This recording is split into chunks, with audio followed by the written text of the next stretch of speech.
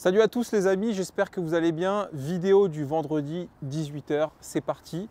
On va commencer la vidéo avec Clément, donc, que vous connaissez puisque Clément a fait une partie de la vidéo, a fait la vidéo d'ailleurs sur Transacoto. On va faire une petite vidéo un peu spéciale. Cette fois-ci, on ne va pas parler de business, on ne va pas parler d'argent, de autres. On va parler un peu du stock et notamment de BMW Motorsport parce qu'il y a quand même des beaux produits. Qu'est-ce qu'on fait? On commence par annoncer un peu les achats et les ventes parce qu'il y a eu quand même Transacoto, ça a bien marché ces derniers temps. Transac, ça commence, les amis. Ça commence à décoller. Ça commence un peu à décoller. Alors, commençons par le commencement. Montre-nous, qu'est-ce que tu as vendu, mon ami? La Civic là-bas. Civic vendu. Qu'est-ce que tu peux nous en dire rapidement? Deuxième main, suivi Honda. Ouais, beau petit produit quand même. Plus, très bien placé, bien optionné. Voilà. Cette GT Line, on peut dire qu'elle est vendue ou pas? Elle est réservée. Réservée. Donc ça, c'est Transac. Sur la partie consulting, le Defender est vendu. Livraison mercredi prochain. À mon client Joseph qui regarde la vidéo, je te salue Joseph. Tu as fait un excellent choix, il est superbe. Joseph qui est de Corse. Et je l'envie puisque la Corse, c'est un pays qui est magnifique. Il part en Corse? Plaque 2B, la petite personnalisation. 2A. Voilà, exactement. 2A, pardon, parce qu'il ne faut surtout pas dire 2B. Excusez-moi. Cette Polo GTI, normalement, est vendue. J'ai eu un gars dessus, mais ça peut se faire, là, je suis confiant. Bon, tout ça, c'est pas vendu. Il y en a de partout, les amis. Sachez-le. La GT, c'est vendu. Mégane GT vendue, livraison demain. La Mégane RS, la dernière qui nous reste, est vendue, livraison demain. 208 vendue. Vendu. Voilà. Golf R, pas vendu pour l'instant. Pas vendu pour l'instant. Voilà. La BMW, je déconne, c'est celle de Clément. Et voilà, donc les amis, des arrivées, des sorties, tout va bien. Qu'est-ce que… La boulangerie. La boulangerie, voilà. La bagoire. Bon, on va vous parler des BMW puisqu'on en a pas mal. Il y en a quelques-unes qui sont vendues. Mais Clément, qui est parmi nous, est un spécialiste BM, faut le dire. Un BMiste. T'en as eu des BM? J'en ai eu. T'en as eu quelques-unes? J'en ai eu, notamment celle-là. T'as eu ça? Ouais. Alors viens, on va en parler un petit peu. Donc les amis, M3E92, l'ancienne Dacram que j'ai reprise pour la nouvelle Dacram qui est là. Donc celle-ci est vendue. M3F80, on en parlera après, mais parle-nous de ça. Petite montée en gamme, bah ça c'est simple, un V8, seul de la gamme sur les M. Ça, Atmo, ouais. Ça prend quoi, 8000 tours? Ça prend 8000 tours. Ça suffit pour se faire plaisir, c'est même largement suffisant, c'est une bonne école, bête de caisse, puis ça perd pas un euro. Ça drift, ça perd pas un euro. Celle-ci, les amis, elle a 50 000 km, elle est pas mal optionnée. Moi, ce n'est pas des produits que je connais, mais maintenant je les connais. En plus, c'est archi fiable à part les coussinets de bielle dessus. Et tu me disais, les coussinets s'usent, contrairement à ce qu'on pense, c'est pas parce que c'est des moteurs qui prennent des tours, mais c'est au démarrage, c'est ça? C'est ça, c'est comme c'est une huile trop épaisse, la 1060, en fait, ce qui l'use, c'est le démarrage. Ok. L'huile, elle n'est pas assez fluide au démarrage à froid. Donc en fait, une voiture qui n'a même pas beaucoup de kilomètres ou l'inverse, ce qui va l'user, c'est les démarrages. Si on tape dedans à froid, voilà. Ok. Et c'est pas rare d'en voir avec 200, 300 000 km. Pour toi, là, 55 000 km, faut les faire, les coussinets ou pas? En préventif, oui, tu me dirais? Ça dépend, ça dépend. Ça dépend. Ok. Ça dépend, il y a aussi les passionnés qui vont l'acheter, même si ça a été fait, ils vont vouloir les refaire, ainsi de suite. Donc, combien ça coûte à faire? 1200 € au maximum, chez TTC, ouais. TTC en particulier, ok. dans des garages spécialistes. Mes amis de chez Europe BM Shop, que je salue d'ailleurs, toujours cool, à chaque fois ils me renseignent, etc. Donc Thibaut, je te salue. Bonjour 55 000 km, 50 000 €. Origine allemande, mais IMA de France depuis plusieurs années. Elle a beaucoup d'options, le e-drive, le mode MDM et les DC. Suspensions pilotées, ouais. Les sièges électriques. Toit carbone, mais à long toit carbone, c'était une option. Il y en a qui ont le toit ouvrant quand même. Ouais. Mais c'est de série le toit carbone quand t'as pas le toit ouvrant. Mais surtout, ce qui est beau, c'est qu'elle est entièrement d'origine. Il n'y a rien de full modifié, origine. La légende d'origine. Pas d'accident, donc voilà. 50 000 balles. Les calandres d'origine. Ouais, c'est vrai que c'est rare. Hein. Tu as ton rendez-vous, je crois. J'ai mon rendez-vous. Ouais. M3F80, les amis. Qu'est-ce que tu peux nous en dire? Donc ça, c'était la version qui suivait celle-ci, c'est ça? S55. S55. Turbo, plus de couple. Ouais, 431 chevaux. C'est un autre monde. Celle-ci a 38 000 km, les amis. Là, il y a du choix. Hein. Là, les amis, je me suis pas foutu de votre gueule. Sachez-le. Alors, il y en a qui vont dire, le mec, il est encore prétentieux, etc. Bon, tout n'est pas à moi, je crois qu'il n'y a même rien à moi ici. Si. Le X4 et la M3. Mais c'est quand même sympa d'avoir ça dans son garage, il faut le dire. C'est une preuve de confiance. Je remercie mes clients et d'ailleurs, j'appelle si des gens souhaitent vendre leur BMW. Je commence à me spécialiser motorsport. Ouais, S55, 431 chevaux. T'aimes bien ça? Moi j'aime bien. Tu préfères quoi entre les deux? Bah moi celle-là, le V8 c'est ma voiture de cœur, mais après il faudrait que je passe sur ça et faut la dompter quoi. Je connais pas assez. Bah t'as du couple, t'as le turbo. Je connais pas assez, voilà. Ok. Bon après les filmer c'est pas très pertinent sauf s'il y a des potentiels clients, mais ça c'est des voitures que les gens peuvent trouver sur le net. Alors moi ma préférée, tu vois j'hésiterai entre celle-ci et celle-ci. M4 CS et M4 G82. Ah. Tu prendrais quoi toi? G82, mais on a discuté l'autre fois, moi c'est une voiture que j'aurais peur de casser. Ouais. On est à vous dans 10 minutes. Bah pourquoi? Parce que c'est le prix que ça vaut? C'est le prix. Ouais. C'est le prix, mais CS aussi, hein, mine de rien. Honnêtement, on l'a pas conduite parce que c'est une voiture d'un client. Donc on ne conduit pas les voitures des clients, c'est une règle d'or. Bon, en même temps, c'est rien d'exceptionnel, mais il faut le dire. Hein, y a moi, j'ai entendu beaucoup de garages rouler avec les bagnoles de leurs clients. Ils n'ont pas peur. Moi, c'est un truc que je m'interdis de faire déjà parce que ça ne se fait pas vis-à-vis du client, premièrement, et puis parce qu'on ne sait pas ce qui peut arriver. Et puis va expliquer à ton client que tu t'es fait rentrer dedans. Non. Puis j'ai assez de bagnoles pour rouler avec les miennes. Non, M4 CS, ça les amis, j'en ai vendu une là il y a quelques semaines. Blanche, celle-ci elle est San Marino Blo. Elle est belle hein.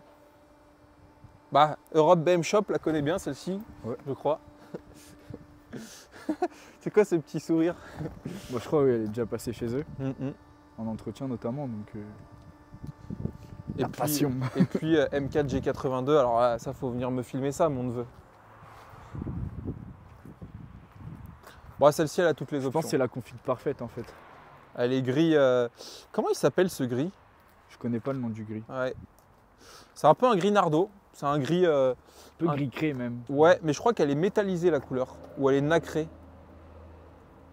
Tu vois, elle est un peu pailletée. Ouais, alors que le gris nardo, il est, ouais, il est vraiment. Il est verni, je sais pas comment on dit, mais je crois que c'est dit verni. Frein céramique, siège carbone, 19 000 km, origine France, première main. Là, franchement, il y a que des belles caisses, c'est des beaux historiques. Ah, les sièges, ça fait tout. Donc ça, super caisse, on est à peu près à 105 000 €. Et honnêtement, ça les vaut. Parce que là, on est sur un produit abouti.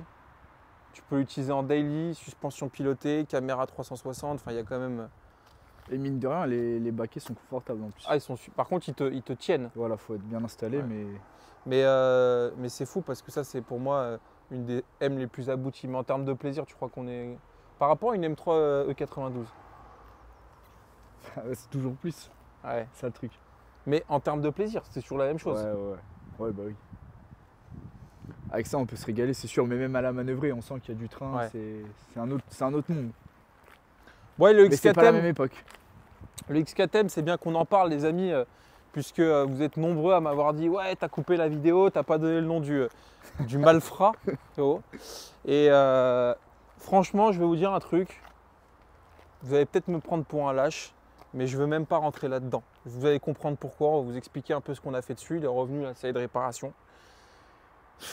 Le mec, de toute façon, c'est une merde. Il regarde peut-être cette vidéo ou pas, mais que je donne son nom ou pas, est-ce que ça changera la donne? Je pense pas, parce que… On va vous expliquer. On va vous expliquer un petit peu et voilà. Donc, je suis désolé pour ceux qui s'attendaient à ce qu'on donne un nom et que ça fasse une polémique. Je le ferai pas parce que j'ai peur, sachez-le. C'est pas une question de peur. C'est juste une question qu'au bout d'un moment, et vous allez me comprendre, mon business il tourne. Il y en a de partout. Alors, il y a des gens qui pensent que je suis trop sûr de moi, etc. Sachez-le, et eux, ils peuvent vous dire que je suis certes conscient que ça tourne, mais je suis aussi conscient que ça peut s'arrêter du jour au lendemain. Donc, je ne suis pas trop sûr de moi dans la gestion du business, sachez-le.